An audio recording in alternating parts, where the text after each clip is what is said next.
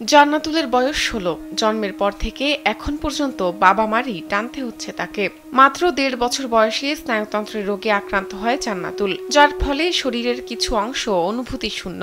মেরুদণ্ডের নিচের দুটি হাড় না থাকায় সে ঠিকমতো হাঁটতেও পারে না।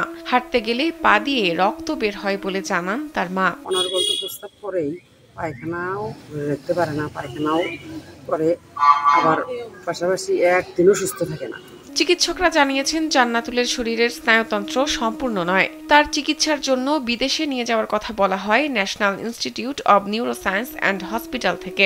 জীবন অবাক না করলে কে করবে? 28% মিল্ক ফ্যাটের অবাক করার সাথে ফ্রেশ মিল্ক পাউডার। জীবন অবাক করুক প্রতিদিন। মাথা থেকে ঘাড় বেয়ে মেরুদণ্ড বেয়ে যে নার্ভ যায়, সেই নার্ভ গিয়ে মেরুদণ্ড নিচে দুটো হাড় না থাকার কারণে ওই নার্ভগুলো ওইখানে যা একটা পায়খানা রাস্তার উপরেই মেরুদণ্ড শেষ অংশে একটা টিউমারের মতো। ডাক্তাররা বলছে যে এগুলো নার্ভ, এই অপারেশনটা খুবই ক্রিটিক্যাল। আর এটা ওর হওয়ার কারণে ওর যে এক পা চিকন এক পা মোটা হয়ে গেছে। জান্নাতুলের বাবা জানান ভিটে মাটি যা ছিল তা বিক্রি করেছেন মেয়ের চিকিৎসার জন্য। তাকে বিদেশে নিয়ে গিয়ে চিকিৎসা করানোর মতো সামর্থ্য নেই রিকশা চালক বাবার। তারপরও আমি গরিব মানুষ হিসেবে আমার যেটুকু ল্যান্ড প্রপার্টি ছিল, জমি 33%, বাড়ি ভিটা 4%, সম্পূর্ণ আমি বিক্রি করছি। প্লাস আমি অটো গাড়ি চালাই, সেটা দিয়ে যতটুকু আমি ইনকাম করছি সমস্ত টাকা পয়সা সবকিছু A to Z আমার এই বাচ্চার পিছিয়ে আমি শেষ সর্বশান্ত।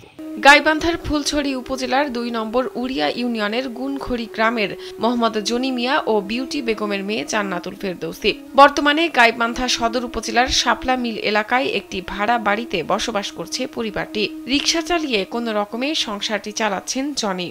সমাজের সকলের সাহায্য সহযোগিতা না পেলে জান্নাতুলকে সুস্থ করা সম্ভব নয় বলে জানান এই অসহায় বাবা। দেশের বাইরে তো মিনিমাম ৫০ থেকে ৬০ লাখ টাকা লাগবে, কিন্তু বাংলাদেশে চিকিৎসা হবে না, দেশের বাইরে যেতে হবে। বাচ্চাটা যাতে স্বাভাবিক হতে পারে, চলতে পারে, এটা একটু সাহায্য করতে চাচ্ছি, বাচ্চাটা যাতে চিকিৎসাটা হয়। জান্নাতুলকে বিদেশে নিয়ে চিকিৎসা করানোর জন্য ৫০ লাখ টাকা প্রয়োজন বলে জানিয়েছেন চিকিৎসকরা।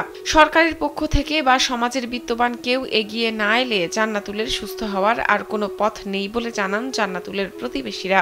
৫০ লাখ টাকা এরকম প্রয়োজন, যদি কোনো সরকারি পক্ষ থেকে বা বিত্তবান কোনো ব্যক্তি যদি মেয়েটিকে সহায়তা করে তাহলে মেয়েটি হয়তো সুস্থ হতে পারে। বাকি সবার মতো সুস্থ স্বাভাবিকভাবে বাঁচতে চায় জান্নাতুল। পড়াশোনা করে বড় হতে চায়, তবে তার জন্য প্রয়োজন সকলের সহযোগিতা। আমি সুস্থ হতে চাই, আমি বাকি সবার মতো হতে চাই, আমি আর ৫ জনের মতো হয়ে পড়াশোনা করে বড় হতে চাই। সমাজের সহৃদয় ব্যক্তিরা এগিয়ে এলে হয়তো জান্নাতুল একটি স্বাভাবিক জীবন ফেরত পাবে। শাহনাজ পারভিন, কালবেলা।